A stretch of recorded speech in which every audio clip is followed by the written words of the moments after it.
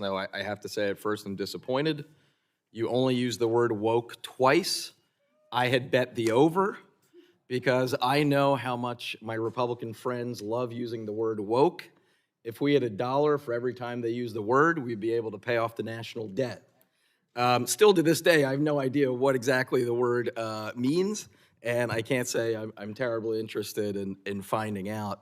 I'm more interested kind of in responding, though, to the chairman's principled viewpoint on where this economy is, and I couldn't disagree more.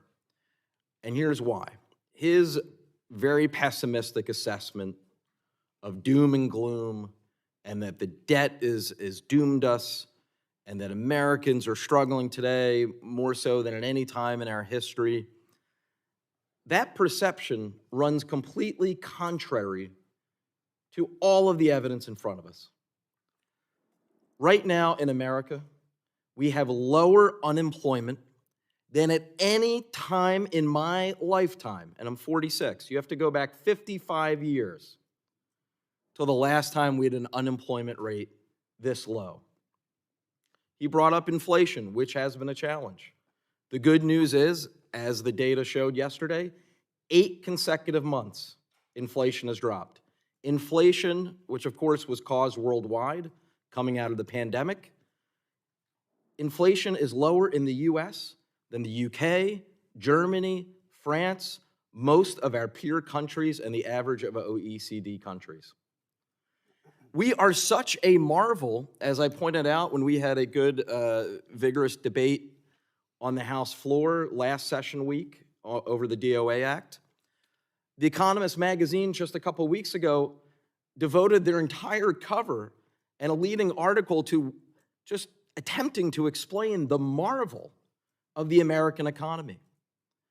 It is brought up to me by colleagues of ours who serve in other Western parliaments, some of our respective NATO countries, attempting to figure out why it is that the US growth rate is better than our Western peers, our unemployment rate is better, our inflation rate is lower. Now, do we have real challenges still? Absolutely. I come from blue-collar Philadelphia. I am well aware of the challenges that ordinary Americans face. We help people in our constituent service offices every day with real challenges.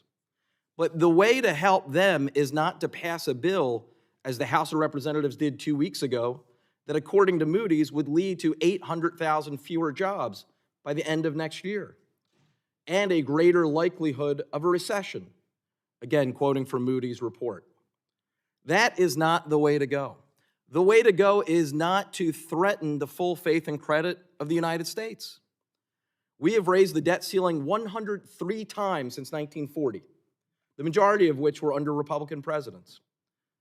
We voted, including myself, 3 times under the most recent Republican president. And do you know that in those 3 debt ceiling increases, 2 of the 3 did not cut spending, they increased spending in that very vote. So we cannot suddenly change our views on this based on the political party of the occupant of 1600 Pennsylvania Avenue. That is unfair to the American people and risks our economic growth. The kind of things that were in that DOA bill that I hope we'll have a real discussion about today would have devastating consequences. And by the way, while we had, I thought, a very good, vigorous debate and discussion on the House floor 2 weeks ago that always stayed on message and there was no invective from either side, and I appreciate the Budget Committee members on both sides who participated. That said, what about regular order? We should have had a hearing on that bill in this committee before it went straight to the floor. I tend to remember swearing-in day taking a whole week and my wife and daughter missing my actual swearing in because they had to head home because it took place after midnight, Friday night into Saturday morning, and that one of the big topics was supposed to be a desire to return to committee work in regular order before things were rushed to the floor.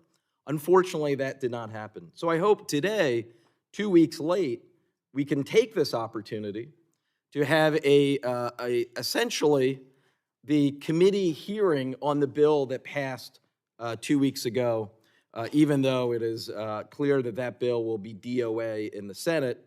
Nonetheless, what's in it reveals the priorities of those who wrote it. And we have to ensure that the devastating consequences that would result if that bill were to ever to become law, we have to make sure that those consequences are known to the American people. So with that, despite you generously offering me more time, I did use 5.5 minutes.